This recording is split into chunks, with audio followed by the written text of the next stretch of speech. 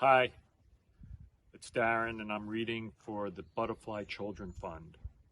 I hope you'll join us in supporting it. We little.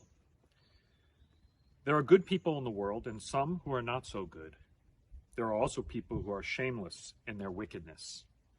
We little had the bad luck to fall in with such as these.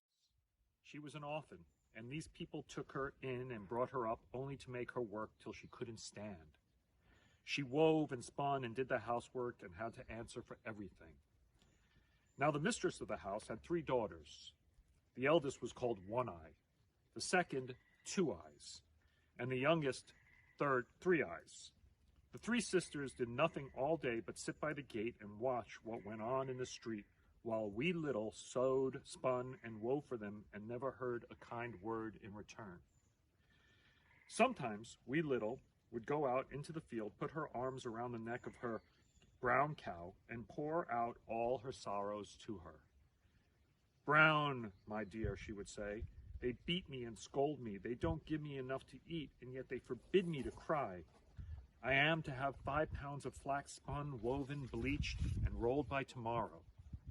And the cow would say in reply, "My bonny lass, you have only to climb into one of my ears and come out through the other, and your work will be done for you."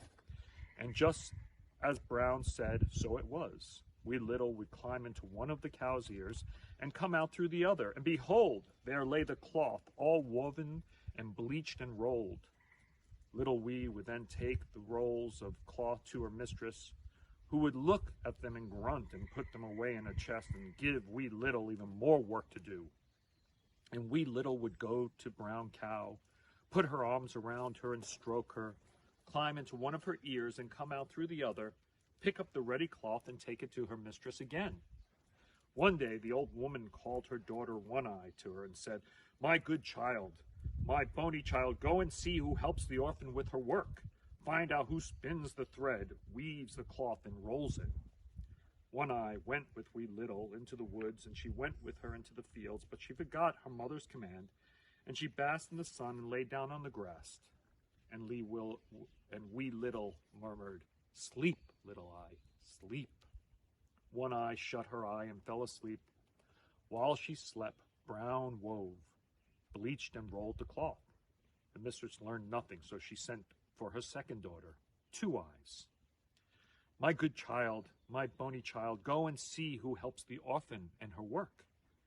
Two Eyes went with wee little, but she forgot her mother's command, and she basked in the sun and lay down on the grass. And wee little murmured, "Sleep, Little Eye, sleep, the other little eye." Two Eyes shut her eyes, and she dozed off. While she slept, Brown Cow wove, bleached, and rolled the cloth. The old woman was very angry, and on the 3rd day she told her 3rd daughter, Three Eyes, go with wee little, to whom she gave more work than ever. Three Eyes played and skipped about in the sun until she was so tired that she lay down on the grass, and wee little sang out, "Sleep, Little Eyes, sleep, the other little eye." But she forgot about the 3rd little eye. 2 of Three Eyes fell asleep, but the 3rd looked on and saw everything. It saw wee little climb into one of the cow's ears and come out through the other and pick up the ready cloth. Three Eyes came home and told her mother what she had seen. The old woman was overjoyed, and on the very next day she went to her husband and said, "Go and kill the brown cow." The old man was astonished and tried to reason with her. "Have you lost your wits, old woman?" he said. "The cow is a good one and still young." "Kill it and say no more," the wife insisted. There was no help for it, and the old man began to sharpen his knife. Wee little found out all about it, and she ran to the field and threw her arms around Brown Cow. "Brown Cow, dearie," she said, "they want to kill you." And the cow replied, "Do not grieve, my bonny lass, but do what I tell you. Take my bones, tie them up in a kerchief, bury them in the ground, and water them every day. Do not eat of my flesh, and never forget me." The old man killed the cow, and wee little did as Brown Cow had told her. She went hungry, but she would not touch the meat, and she buried the bones in the garden and watered them every day. After a while, an apple tree grew out of them, and a wonderful tree it was.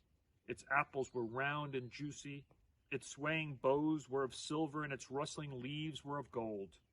Whoever drove by would stop to look, and whoever came near marveled. A long time passed by, and a little time, and one day, One Eye, Two Eyes, and Three Eyes were walking in the garden, and who should come chance to be riding by at the time but a young man, handsome and strong and rich and curly-haired. When he saw the juicy apples, he stopped and said to the girls teasingly, "Fair maidens, I will marry amongst you three who brings me an apple of yonder tree." And off rushed the three sisters to the apple tree, each trying to get ahead of the other. But the apples, which had been hanging very low and seemed within easy reach, now swung up high in the air above the sisters' heads. The sisters tried to knock them down, but the leaves came down in a shower and blinded them. Then Wee Little walked up to the tree, and at once the branches bent down and the apples came into her hands. She gave an apple to the handsome young stranger, and he married her. From that day on, she knew no sorrow, and she and her husband lived happily ever after. Thank you for listening, and please donate. Thank you.